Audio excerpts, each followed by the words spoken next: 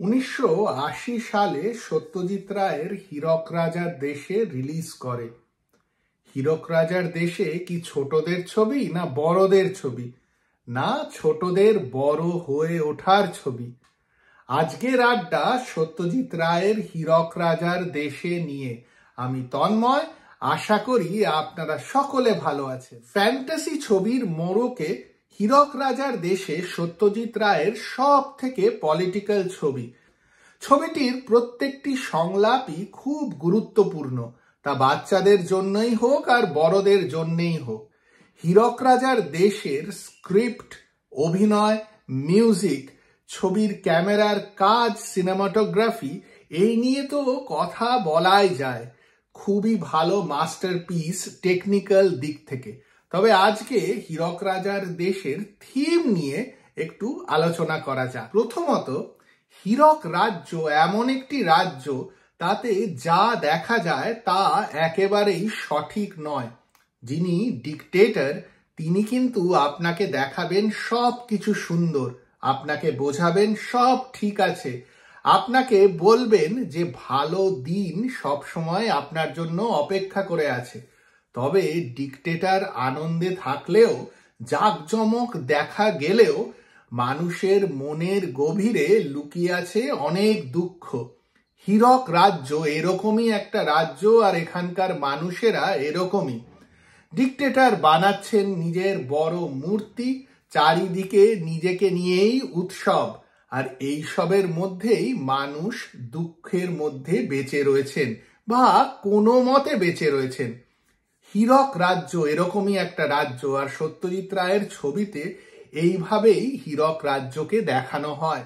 দ্বিতীয়ত, হীরক রাজ্যে কিন্তু রাজা যেভাবে কথা বলেন তার আশেপাশের লোকেরা সেই একই ছন্দে ছন্দ মিলিয়ে কথা বলেন। সবার সুর এক, রাজা যা চাইছেন তাই সবাই বলেন, আর যারা বলেন না তাদেরকে মগজ ধোলাই করে একেবারে রাজার মতোই করে দেওয়ার চেষ্টা করা হয়। অন্য ধরনের কথা বলেন শিক্ষক। একটা সমাজে যদি এডুকেশন আর টিচাররা স্ট্রং হয় তাহলেই সেই সমাজের একটি সুন্দর ভবিষ্যৎ গড়ে উঠতে পারে। হীরক রাজার দেশেতে এইভাবেই দেখানো হয় যে উদয়ন পণ্ডিত কিভাবে বাচ্চাদের সঙ্গে কথা বলে তাদের মনে সাহস জোগানোর চেষ্টা করে, তাদেরকে সুশিক্ষা দেওয়ার চেষ্টা করেন।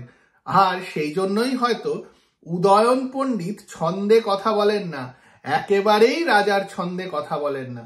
যখন অন্যরা সবাই সেই একভাবে রাজার মতন করেই সুন্দর সমাজের কথা বলেন, ভুল শেখান, উদয়ন পণ্ডিত তখন সত্যি বলেন, যেভাবে বলা দরকার সেইভাবেই বলেন, যাদের বলা দরকার তাদেরকেই বলেন। রিসেন্টলি যারা ওপেনহাইমার ছবিটি দেখে থাকবেন তারা জানবেন যে অ্যাটমিক বোম তৈরি হওয়ার পেছনে সায়েন্সের কতটা অবদান রয়েছে।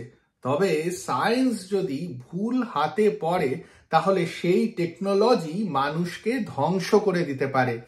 হীরক রাজার দেশেতে বৈজ্ঞানিকের চরিত্রটি ওই রকমই একটি চরিত্র।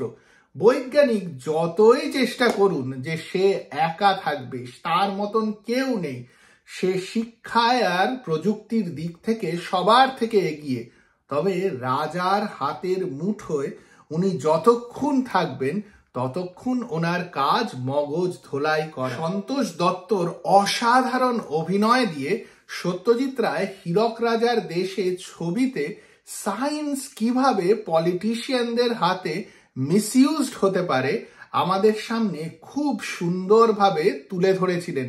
ইনফ্যাক্ট সন্তোষ দত্তর বৈজ্ঞানিকের চরিত্রটি যখন রেগে যান তখন তার থেকে ভয়ঙ্কর কাউকে লাগে না।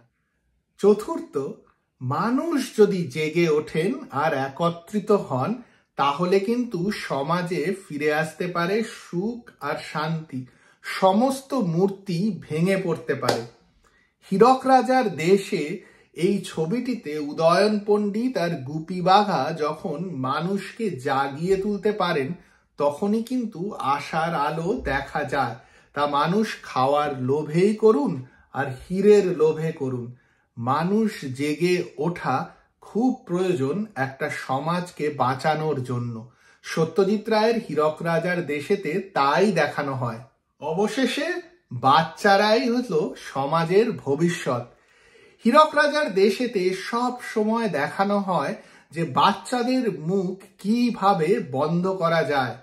পড়াশোনা করে যে অনাহারে মরে সে, এই শেখানো হতে থাকে বাচ্চাদের। তবে উদয়ন পণ্ডিত চেষ্টা করে যান সব সময় যাতে বাচ্চাদের মধ্যেই ভবিষ্যতের সৌন্দর্যটাকে জাগিয়ে রাখা যায়। আর সেই কারণেই বাচ্চাদের হাত ধরেই আসে রেভলিউশন। হীরক রাজার দেশে এতই পপুলার একটি ছবি যে এই ছবিটি সম্বন্ধে আমি যে কথাগুলো বললাম তা হয়তো আপনাদের প্রত্যেকেরই জানা।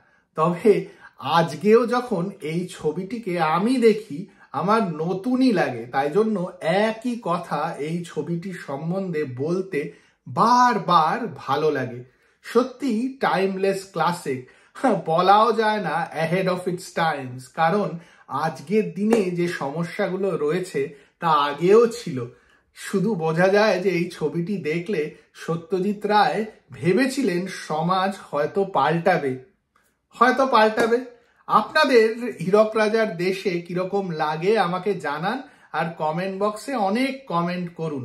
আর যদি এই ভিডিও ভালো লাগে তাহলে লাইক আর শেয়ার করবেন, আর চ্যানেলটিকে সাবস্ক্রাইব করতে একদম ভুলবেন না।